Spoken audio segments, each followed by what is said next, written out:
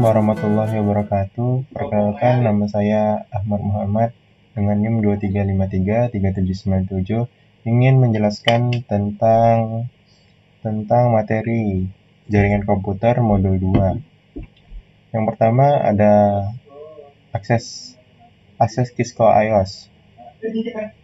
Sistem operasi. Semua perangkat akhir dan perangkat jaringan memerlukan sistem operasi OS, seperti yang ditunjukkan pada gambar. Bagian OS yang berinteraksi langsung dengan perangkat keras komputer dikenal sebagai kernel. Bagian yang berinteraksi dengan aplikasi dan pengguna dikenal sebagai shell. Pengguna dapat berinteraksi dengan shell menggunakan antar muka baris perintah CLI atau antar muka pengguna grafis GUI. Saat menggunakan CLI, pengguna berinteraksi langsung dengan sistem dan dalam lingkungan berbasis teks dengan memasukkan perintah pada papan ketik di prompt perintah, seperti yang ditunjukkan dalam contoh. Sistem eksekusi perintah seringkali memberikan output tekstual. CLI membutuhkan sedikit overhead untuk beroperasi, namun pengguna diharuskan memiliki pengetahuan tentang struktur perintah dasar yang mengendalikan sistem. Terus lanjut yang kedua, 21 antar muka pengguna GUI.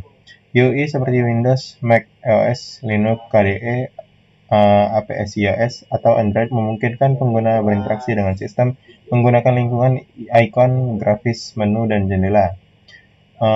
Contoh GUI pada gambar lebih ramah pengguna dan memerlukan lebih sedikit pengetahuan tentang struktur perintah dasar yang mengendalikan sistem. Karena alasan ini, sebagai besar pengguna mengendalikan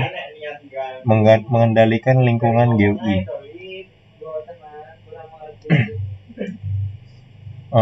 Cara selanjutnya yang ke-2.1.3 yaitu tujuan OS. Sistem operasi jaringan mirip dengan sistem operasi PC melalui GUI. Sistem operasi PC memungkinkan pengguna untuk melakukan hal berikut.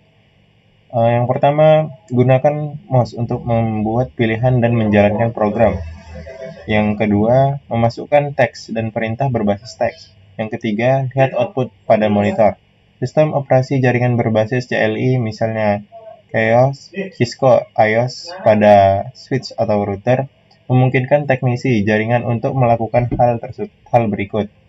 Yang pertama, gunakan keyboard untuk menjalankan program jaringan berbasis CLI. Gunakan keyboard untuk memasukkan teks dan perintah berbasis teks. Yang ketiga, lihat output pada monitor. Perangkat jaringan Cisco menjalankan versi Cisco iOS tertentu. Versi iOS bergantung pada jenis perangkat yang digunakan dan fitur yang dibutuhkan. Meskipun semua perangkat dilengkapi dengan iOS dan rangkaian fitur bawaan, Anda dapat memutakhirkan versi iOS atau rangkaian fitur yang memperoleh kemampuan tambahan. Lanjut ke 2.1.4 yaitu metode akses. Switch akan meneruskan lalu lintas secara default dan tidak perlu dikonfigurasi secara eksplisit untuk beroperasi. Misalnya, dua host yang dikonfigurasi yang terhubung ke switch baru yang sama akan dapat berkomunikasi. Apapun perilaku default saklar baru, semua saklar harus dikonfigurasi dan diamankan. Yang ke 2.1.5 program emulasi terminal. Ada beberapa program emulasi terminal yang Anda dapat gunakan untuk terhubung ke perangkat jaringan, baik melalui koneksi serial, melalui port konsol, atau melalui koneksi SSH atau telnet. Program-program ini memungkinkan Anda untuk meningkatkan produktivitas dengan menyesuaikan ukuran jendela, mengubah ukuran font, dan mengubah skema warna. Lanjut ke iOS Navigation.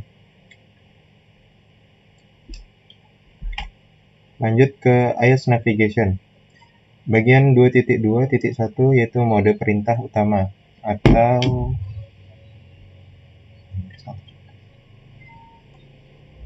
lanjut ke iOS Navigation. Bagian 2.2 Primary Commands modes atau mode perintah utama. Pada topik sebelumnya, Anda telah mempelajari bahwa semua perangkat jaringan memerlukan OS dan dapat dikonfigurasi menggunakan CLI atau GUI.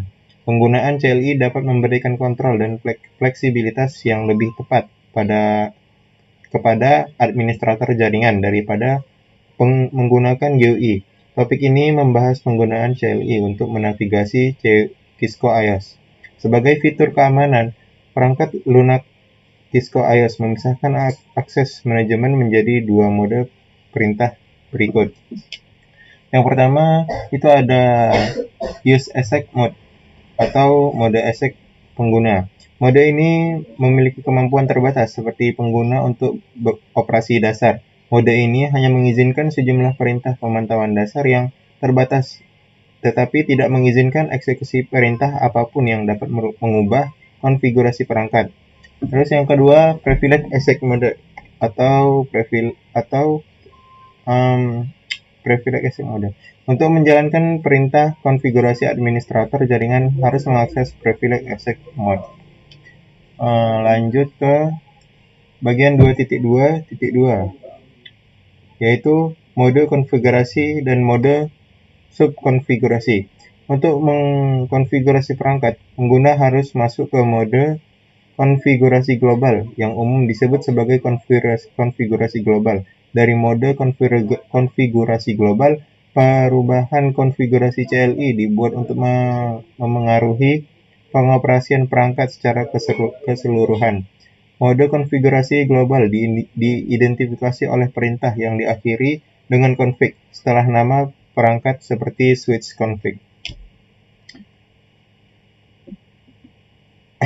Bila CLI digunakan, mode diidentifikasi oleh perintah berbasis baris perintah yang unik untuk mode tersebut. Secara default, setiap perintah dimulai dengan nama perangkat. Setelah nama, sisa perintah menunjukkan mode. Misalnya, perintah default untuk mode konfigurasi baris adalah switch config line, dan perintah default untuk mode konfigurasi antarmuka adalah switch config if. Kemudian lanjut di 2.2.3, yaitu video iOS CLI Primary Commands Mode atau video mode perintah utama CLI iOS.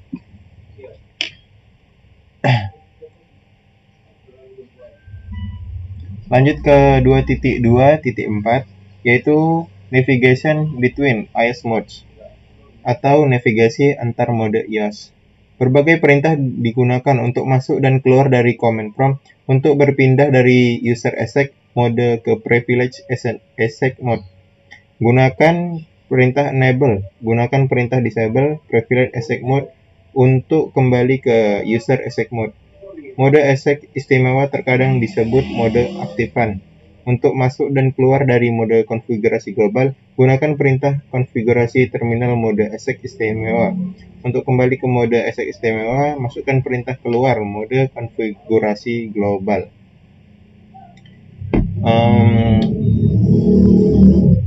Lanjut ke 2.2.5, yaitu video navigation between iOS modes atau navigasi antar mode iOS.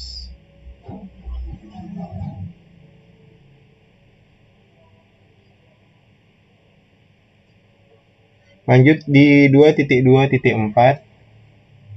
2.2.6, a note about syntax checker activities atau catatan tentang aktivitas pemeriksa sintaksis.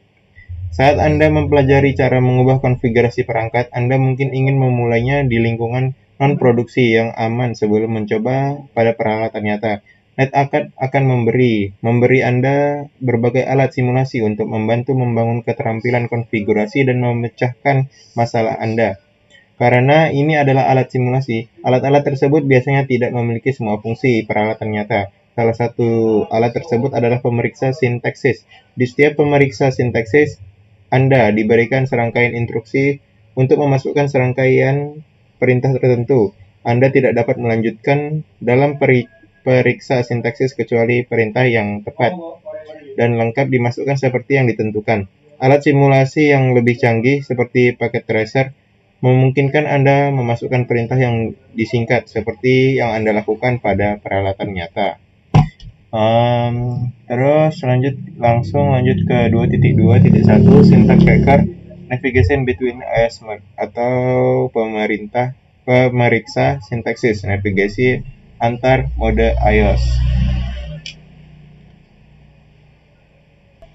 Bagian 2.3 yaitu document structure atau struktur komando. Struktur perintah dasar iOS. Topik ini membahas struktur dasar perintah untuk Xcode. Seorang administrator jaringan harus mengetahui struktur perintah dasar iOS agar dapat menggunakan CLI untuk konfigurasi perangkat.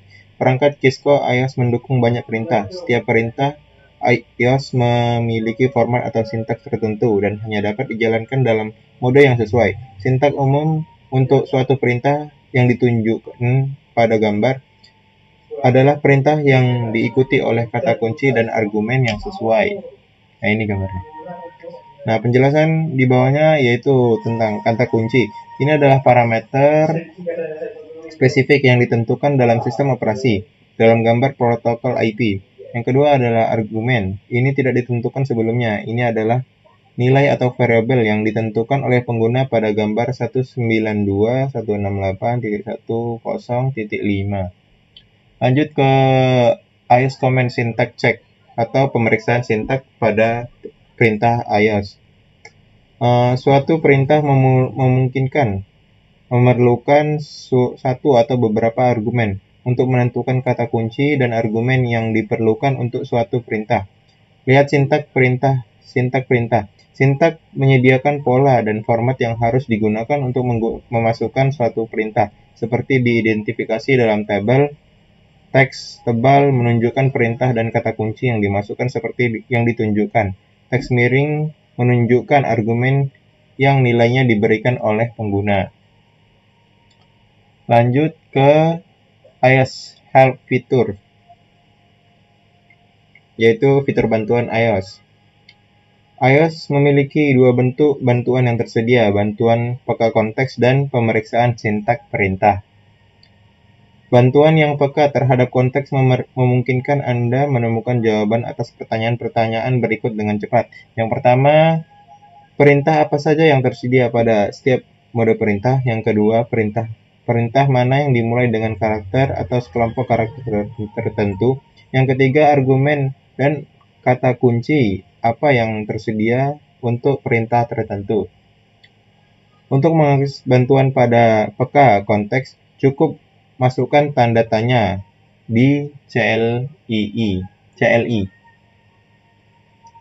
Lanjut ke 2.3.4 yaitu Video Context Sensitive Help and Command Syntax Check atau video bantuan sensitif konteks dan pemerintahan sintak perintah. Nah, ini ada videonya. Lanjut ke 2.3.5 tentang hotkey and shortcut atau tombol dan pintasan. iOS CLI menyediakan tombol pintas dan tombol pintas yang memudahkan konfigurasi pemantauan dan pemecahan masalah. Perintah dan kata kunci dapat dipersingkat hingga jumlah karakter minimum yang mengidentifikasi pilihan yang unik. Misalnya, perintah konfigurasi dapat dipersingkat menjadi conf atau configure atau adalah salah satu perintah yang dimulai dengan conf. Seperti yang lebih pendek lagi, con atau conf tidak akan berfungsi karena lebih dari satu perintah dimulai dengan conf. Kata kunci juga dapat dipersingkat. Nah, berikut ini adalah tabel-tabel dari ini kata-katanya, persingkatnya. Lanjut aja ke 2.3.6 yaitu video hotkeys and shortcut, tombol panas dan pintasan. Nah, di sini ada penjelasan video. Jadi kita lanjut aja ke 2.3.7 yaitu packet tracer menavigasi iOS. Dalam aktivitas ini, Anda dapat melatih keterampilan yang diperlukan untuk menavigasi Kisco iOS, termasuk berbagai mode akses pengguna, berbagai mode konfigurasi, dan perintah umum yang digunakan secara rutin. Anda juga akan melatih mengakses bantuan yang peka terhadap konteks dengan mengkonfigurasi perintah clock. Bagian 2.4 Basic Device Configuration atau konfigurasi perangkat dasar. 2.4.1 tentang device name atau nama perangkat. Anda telah mempelajari banyak hal tentang Kisco iOS, cara menavigasi iOS dan struktur perintah. Sekarang Anda siap mengkonfigurasi perangkat. Perintah konfigurasi pertama pada perangkat apapun adalah memberi nama perangkat atau nama host yang unik secara default. Semua perangkat diberi nama default pabrik, misalnya saklar Kisco iOS adalah switch.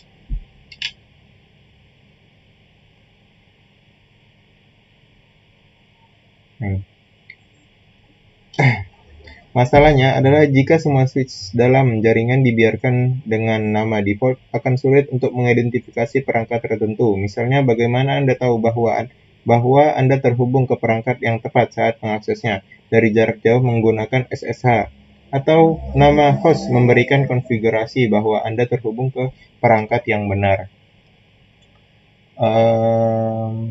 Lanjut ke 2.4.2 Password guild lines atau pedoman kata sandi. Penggunaan kata sandi yang lemah atau mudah ditebak terus menjadi masalah keamanan terbesar bagi organisasi. Perangkat jaringan termasuk router nirkabel rumah harus selalu memiliki kata sandi yang dikonfigurasi untuk membatasi akses administratif. Kisco iOS dapat dikonfigurasi untuk menggunakan kata sandi mode hierarkis untuk mengizinkan hak akses yang berbeda ke perangkat jaringan.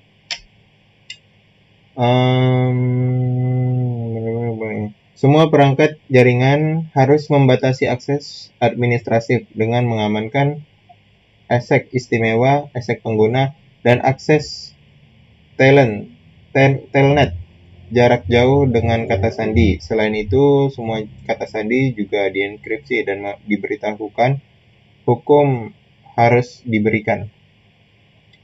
Lanjut ke 2.4.3 konfigurasi password, yaitu saat pertama kali terhubung ke perangkat, Anda berada dalam mode ASIC pengguna. Mode ini diamankan menggunakan konsol. Untuk mengamankan akses mode ASIC pengguna, memasukkan mode konfigurasi konsol baris menggunakan perintah konfigurasi global, konsol baris kosong. Seperti yang ditunjukkan dalam contoh, angka 0 digunakan untuk mewakili antarmuka konsol pertama, dan dalam kebanyakan kasus satu-satunya. Selanjutnya, tentukan kata sandi mode ASIC pengguna menggunakan perintah kata sandi.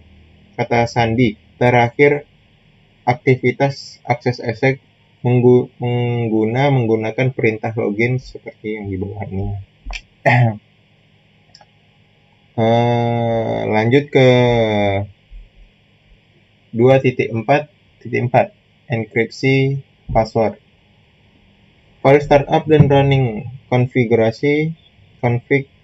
menampilkan sebagian besar kata sandi dalam bentuk teks biasa. Ini merupakan ancaman keamanan karena siapapun dapat menemukan kata sandi jika memiliki akses ke file ini. Untuk mengenkripsi semua kata sandi teks biasa, gunakan perintah konfigurasi global layanan password encryption seperti yang ditunjukkan dalam contoh yang di bawah ini, yaitu swfloor 1 config terminal, swfloor 1 config service password encryption, swfloor 1 config, ya seperti itu. Perintah ini menerapkan enskripsi lemah pada semua kata sandi yang tidak terenskripsi. Enskripsi ini hanya berlaku untuk kata sandi dalam berkas konfigurasi, bukan untuk kata sandi yang dikirim melalui jaringan. Tujuan dari perintah ini adalah untuk mencegah orang yang tidak berwenang melihat kata sandi dalam berkas konfigurasi. Gunakan perintah showing running untuk memverifikasi bahwa kata sandi sekarang dienkripsi. Ya, seperti ini caranya. Oke, kita lanjut ke 2.4.5 banners message atau pesan banner. Meskipun mewajibkan, kata sandi merupakan salah satu cara untuk mencegah personel yang tidak berwenang masuk ke dalam jaringan. Penting untuk menyediakan metode guna menyatakan bahwa personel yang berwenang yang boleh mencoba mengakses perangkat. Untuk melakukannya, tambahkan spanduk ke keluaran perangkat. Spanduk dapat menjadi bagian penting dari proses hukum jika seorang dituntut karena membobol perangkat. Beberapa sistem hukum tidak memperbolehkan penuntutan atau bahkan pemantauan pengguna kecuali ada pemberitahuan yang terlihat. Bagian 2.4.6 Video Secure Administrative Access to a Switch, yaitu akses administrasi aman ke switch. Lanjut ke 2.4.7 Pemeriksa sintaks konfigurasi dasar perangkat. Akses manajemen yang aman ke saklar. Ini. Akses manajemen yang aman ke saklar tetap yang pertama, tetapkan nama perangkat. Yang kedua, akses mode ESC pengguna yang aman. Yang ketiga, akses mode ESC istimewa yang aman. Yang keempat, akses VTY yang aman. Yang kelima, inskripsi semua kata sandi teks biasa. Yang keenam, menampilkan banner masuk. Lanjut ke 2.5 Save Configuration. 2.5.1 Configuration File. Sekarang Anda tahu cara melakukan konfigurasi pada switch, termasuk kata sandi dan pesan banner. Topik ini akan menunjukkan cara menyimpan konfigurasi Anda. Ada dua file sistem yang menyimpan konfigurasi perangkat. Yang pertama itu startup config. Ini adalah berkas konfigurasi tersimpan yang disimpan dalam NVRAM. Berkas ini berisi semua perintah yang akan digunakan oleh perangkat saat dinyatakan atau di boot ulang. Flash tidak kehilangan isinya saat perangkat dimatikan. Yang kedua, running config. Ini disimpan dalam random access memory atau RAM. Ini mencerminkan konfigurasi saat ini. Memodifikasikan konfigurasi yang sedang berjalan akan langsung memengaruhi pengoperasian perangkat Cisco. RAM adalah memori volatil. RAM akan kehilangan semua isinya saat perangkat dimatikan atau dihidupkan ulang. Lanjut ke 2.5 yaitu alter the running configuration, mengubah konfigurasi yang berjalan. Jika perubahan yang dilakukan pada konfigurasi yang sedang berjalan tidak memberikan efek yang diinginkan dan konfigurasi yang sedang berjalan belum disimpan, Anda dapat memulihkan perangkat ke konfigurasi sebelumnya. Hapus perintah yang diubah satu persatu atau mod ulang perangkat menggunakan perintah mode ESC istimewa reload untuk memulihkan konfigurasi startup. Lanjut ke 2.3.5 alter the running configuration, yaitu video mengubah konfigurasi. Nah, ini ada video. Untuk mempercepat 2.5.4 capture konfigurasi to a text file, yaitu menangkap konfigurasi ke file. File konfigurasi juga dapat disimpan dan diarsipkan ke dalam dokumen teks. Urutan langkah ini memastikan bahwa salinan file konfigurasi yang berfungsi tersedia untuk diedit dan digunakan kembali nanti. Misalnya, asumsikan bahwa suatu saklar telah dikonfigurasikan dan di konfigurasi yang berjalan telah disimpan pada perangkat. Nah, berikut ini langkah-langkahnya, bisa dilihat. Kita lanjut ke 2.5.5 yaitu packet tracer. Konfigurasi pengaturan switch awal. Dalam aktivitas ini, Anda dapat melakukan konfigurasi dasar switch. Anda akan mengamankan akses ke CLI dan port konsol menggunakan kata sandi transkripsi dan teks biasa. Anda dapat mempelajari cara mengonfigurasi pada suatu pengguna masuk ke switch. Spanduk ini juga digunakan untuk memperingatkan pengguna yang tidak berwenang bahwa akses dilarang. Bagian 2.6 Port and Address atau port dan alamat.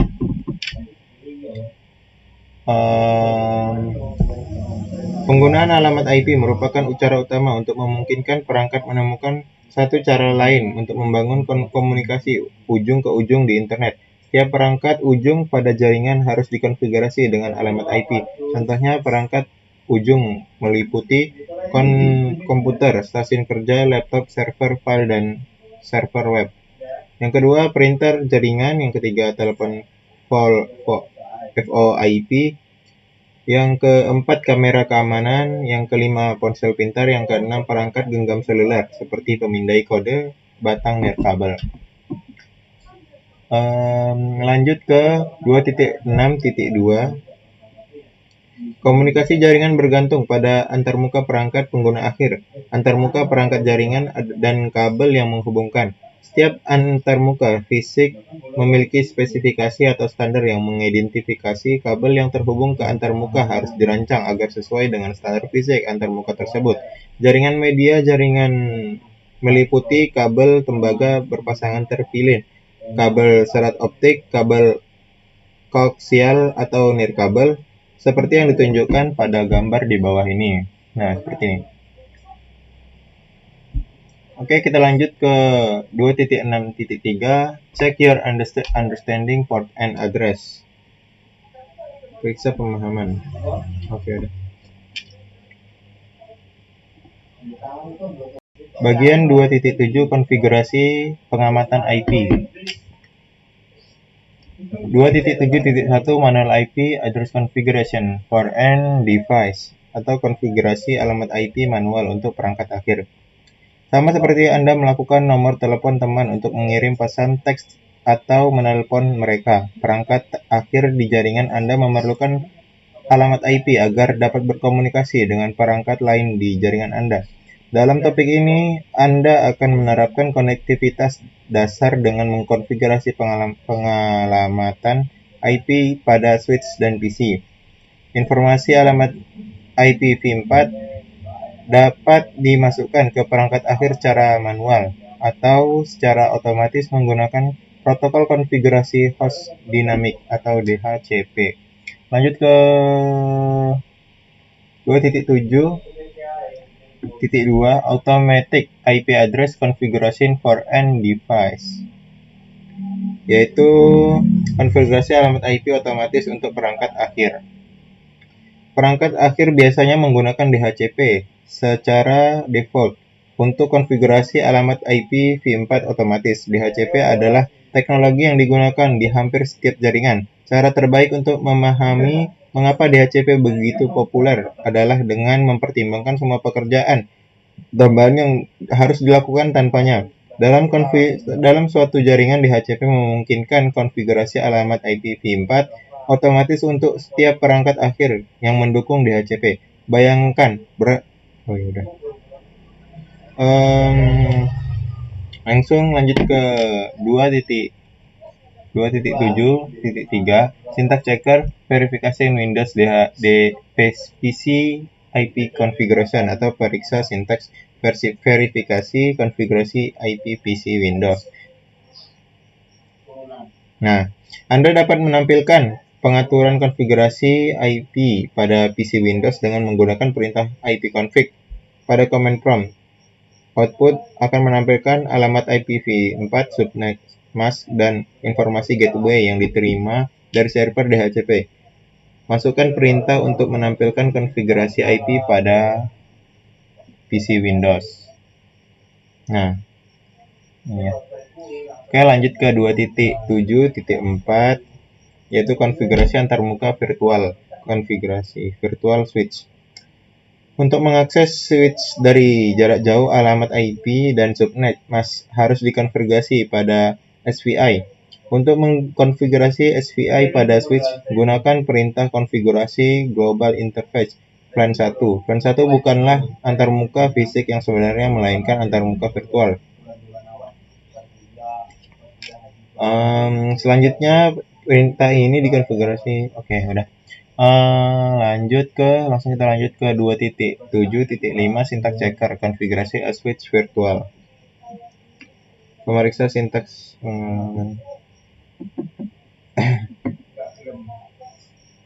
ini ya, gitu. 2.7.6 Packet Tracer Implement Basic Connectivity. Packet Tracer implementas konektivitas dasar. Dalam aktivitas ini, pertama-tama Anda akan melakukan konfigurasi switch dasar. Kemudian Anda akan menerapkan konektivitas dasar dengan menggunakan pengalamatan IP pada switch dan PC. Setelah mengkonfigurasi pengalamatan IP selesai, Anda akan menggunakan berbagai perintah show untuk memverifikasi konfigurasi dan menggunakan perintah ping untuk memverifikasi konektivitas dasar antar perangkat.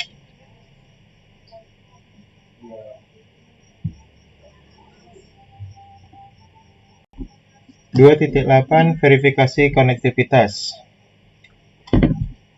atau verifikasi connectivity.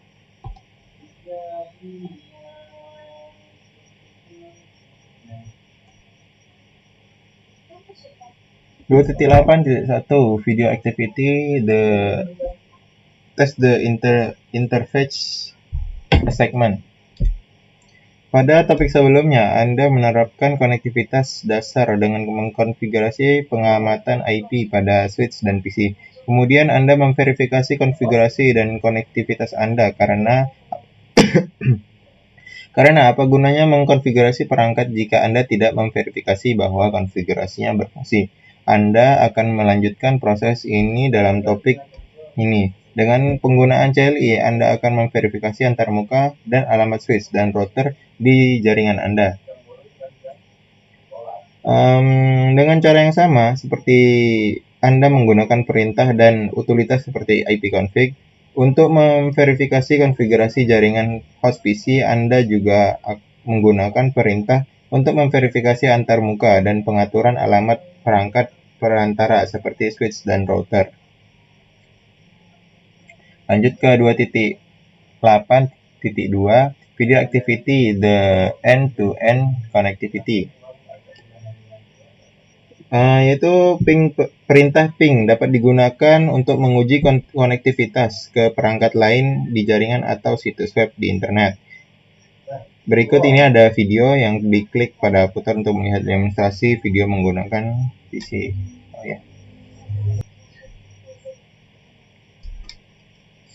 Mungkin cukup sekian presentasi dari saya pada malam hari ini. Kurang lebihnya saya mohon maaf. Assalamualaikum warahmatullahi wabarakatuh.